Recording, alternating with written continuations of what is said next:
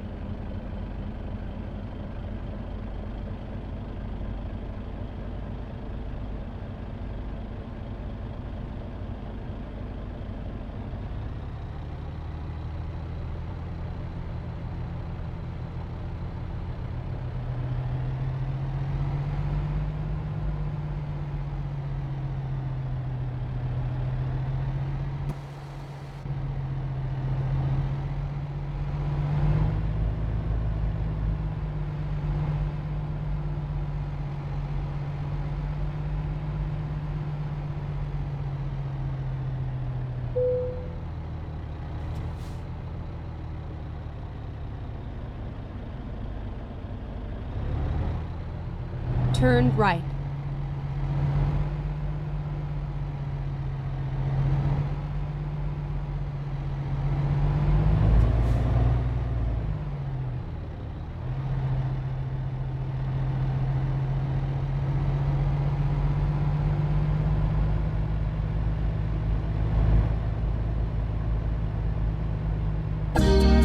Go straight on.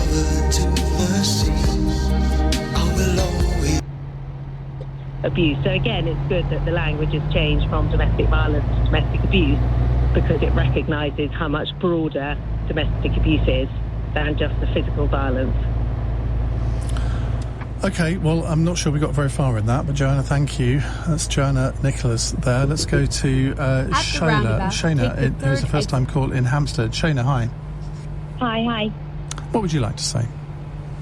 I just wanted to speak about, I suppose, art therapy and working with children who are victims of domestic abuse and how that can be helpful.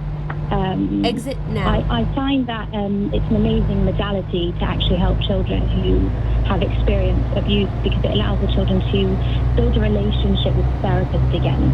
I think the biggest effect of any kind of abuse on children is they lose the capacity to mentalize in adulthood, which is they're not able to understand the other's mind effectively, which means they get into unhealthy relationships, but also they misinterpret the cues of the other person, even in later adulthood.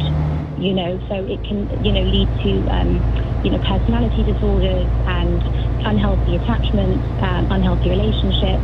And I suppose I'm speaking as a trainee art therapist, the passion for art and the ability the arts have in, I suppose, identifying patterns of abuse, but also allowing the children and adults build a healthy rapport with themselves and with the therapist, so they can hopefully help, build a sense of epistemic trust. At the roundabout, take the third exit. And trust, I guess, is really what's the heart of all of this, isn't it? Because if a child can't trust either or both of its parents, it cannot lead a normal child life, can it? Exactly. It's really sad because the effects are so long term. I mean, people have clients who have experienced domestic abuse, and even psychological, emotional abuse can have a great impact on children and adults in later life. Their stress, the way they combat stress, the way they see the other person as a threat constantly, like they're going to do the same thing that was done to them as a child. It's really something to take so seriously. And what Joanna was talking about there, about children witnessing domestic violence, which apparently is a phrase we're not allowed to use anymore, but who knew? I mean, how damaging can that be on the child's psychology? Well, in terms of experiencing domestic violence, they're seeing that as a model for relationships.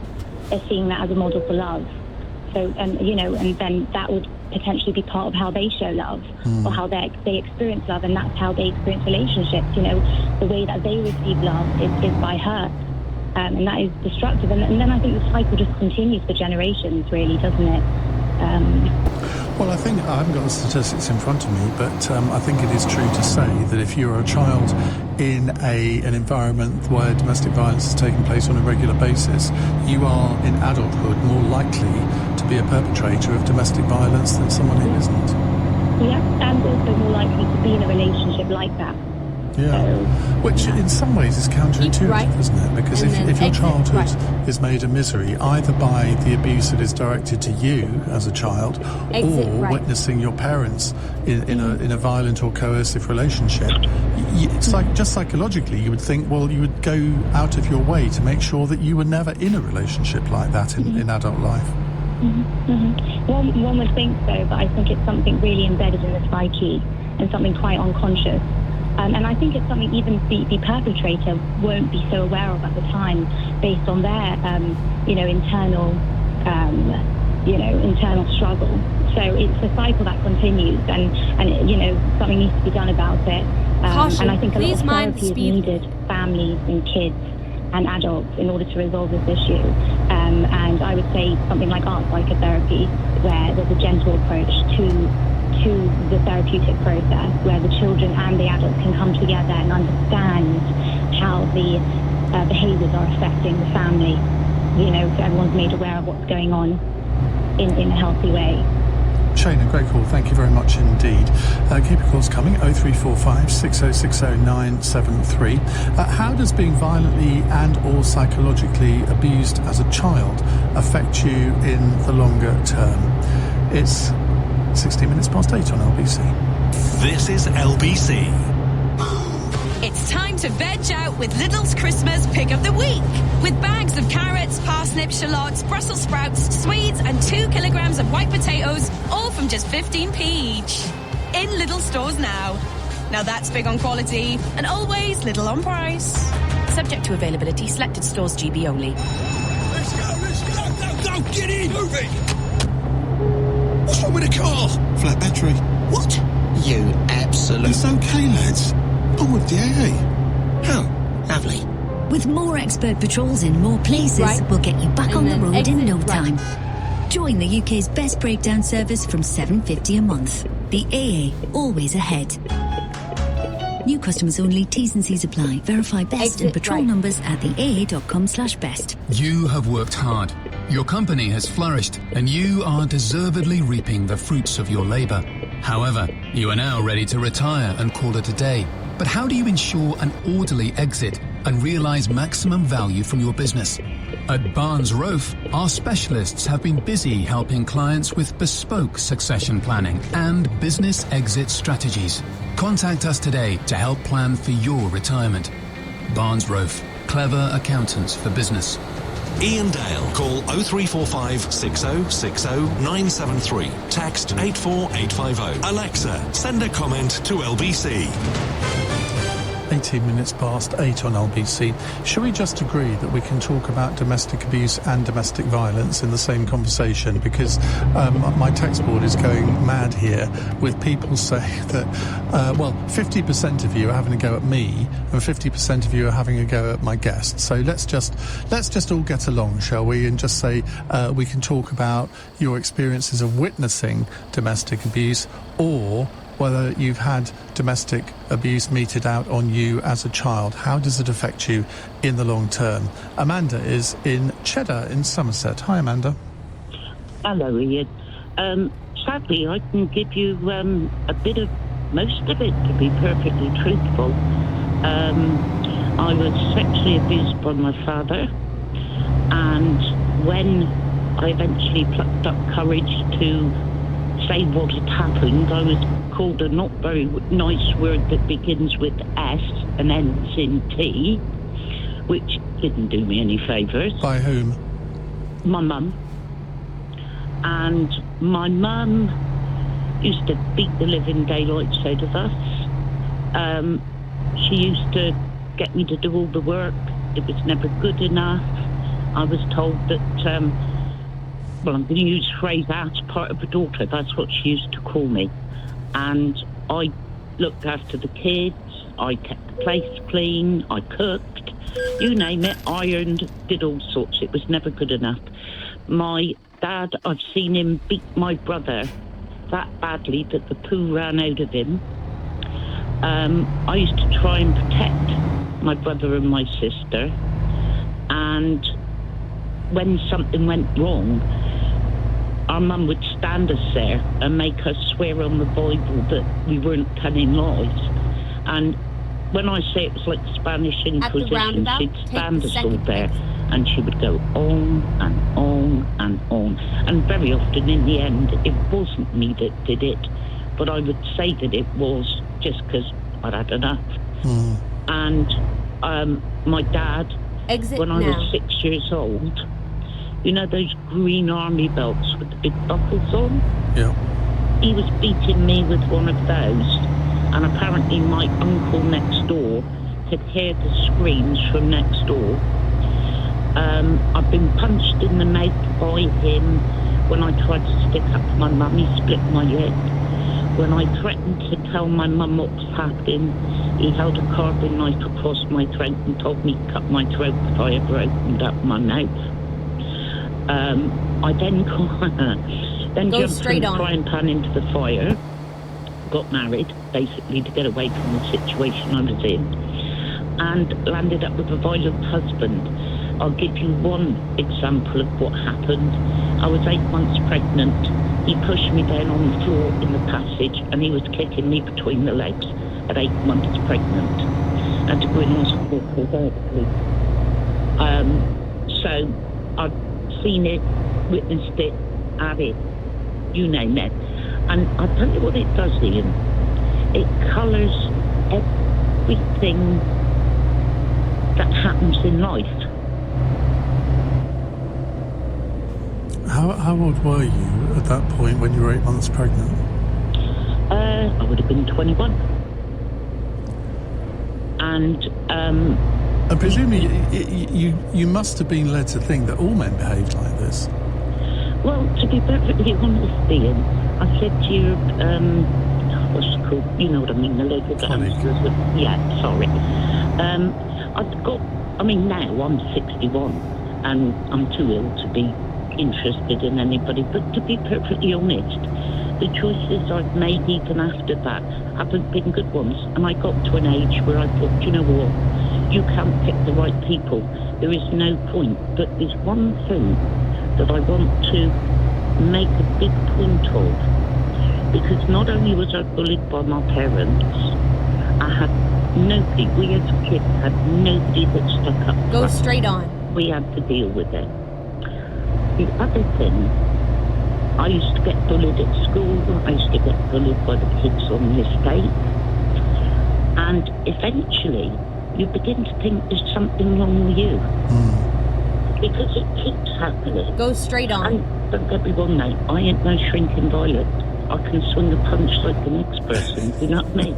I genuinely aren't, but... Well, you had some good teaching, I suppose. Well, yeah, absolutely, but it wears you down, also money-wise. I mean, he would have half of what... I'll tell you how bad it was. Caution, please mind One time speed. I had a pair of shoes, and they had a split up the side, and it was winter time, so every time I went out, my feet were getting wet. And I said to him, when you get paid on Thursday, I need a pair of shoes. On the Wednesday night, the TV broke. Guess what he landed up getting? Wasn't the shoes. So, but what it does, it colours, it makes you doubt yourself. Do you know what I mean? You sort of think, well, I must be this really bad person. Go straight on. Things like that to keep happening. And children do, they blame themselves. Oh, if I was better, and I've got to be honest here, the only good thing that I would say that has come out of it is that I do have empathy. I mean, nobody likes to see anybody hurt, and I don't mean it in that respect. But I do have a level of empathy. And don't get me wrong, you know, you step on my pet corn and I'll turn on you. But it gives me a level of empathy. And I will also say, as a Christian, I've forgiven both of them as well. However, it doesn't change what happened. It doesn't change the effect that it's had.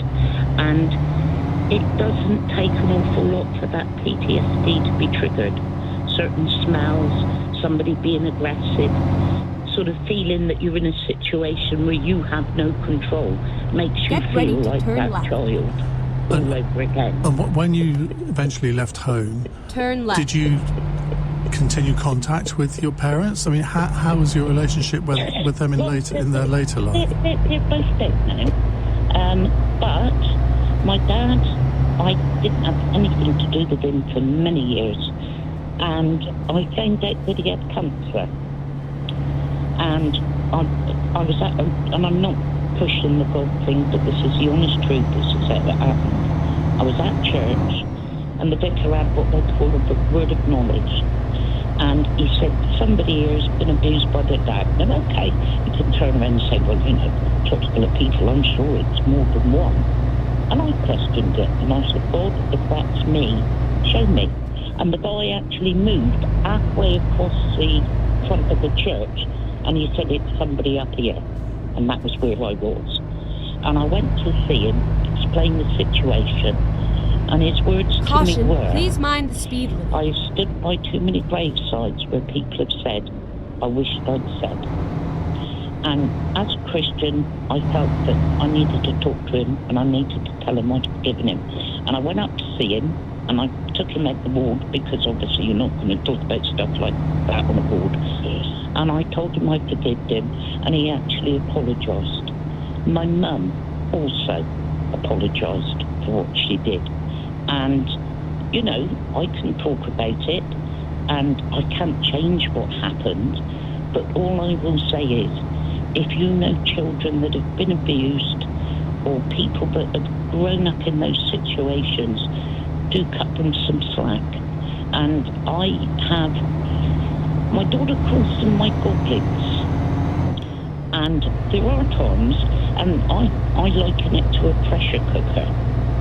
And, you know, it builds up steam and it builds up steam. And it's got that pressure release, hasn't it? Yeah.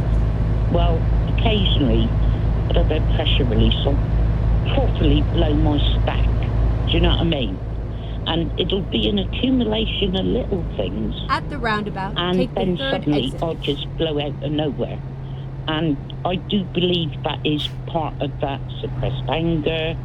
I mean, the two girls that used to beat me up on the estate, and I say this in all sincerity, I was always a big kid, tall for my age. At 12, I was 5'7". Didn't grow any more than that, but at 12 I was 5'7". At the roundabout, take these the two third girls exit. used to beat me up with skinny little wimpy things. And do you know why they used to be able to do it? Because I knew if I let my temper out, they would cop for what I was getting at home. And I knew that if I let my temper go, I would do them serious damage. So I would stand there and I would take what they give me. Not because, you know, I was frightened of them. I was frightened of me.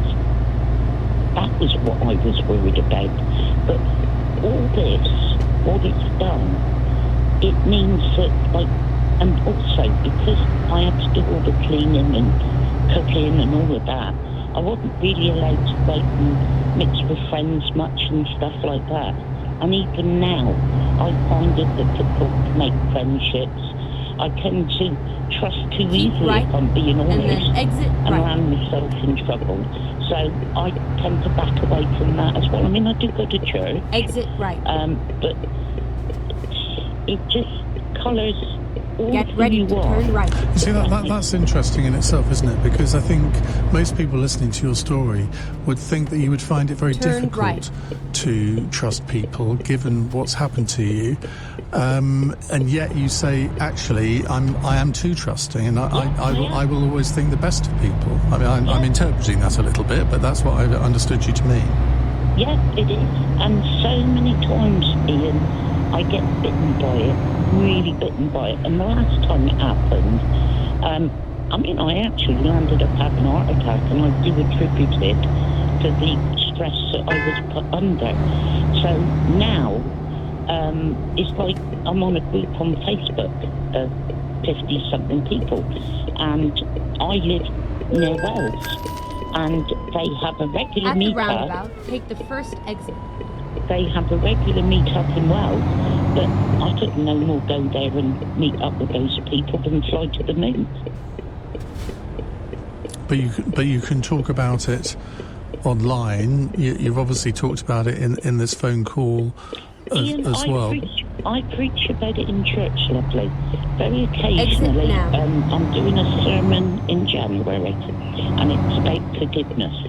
And a little bit longer than what I said to you about going up to see my dad in hospital and forgiving him. I'm actually using that. It doesn't bother me that people know. I'm not ashamed of it, because at the end of the day, I was a child. But what I'm afraid of, or what I'm wary of, is getting involved with people and all the crap that goes with it. I just cannot deal with it anymore. I much prefer to, I mean, I'll go out and have a cup of coffee and take a little talk with me, and I'll sit and chat to all sorts of people, you know.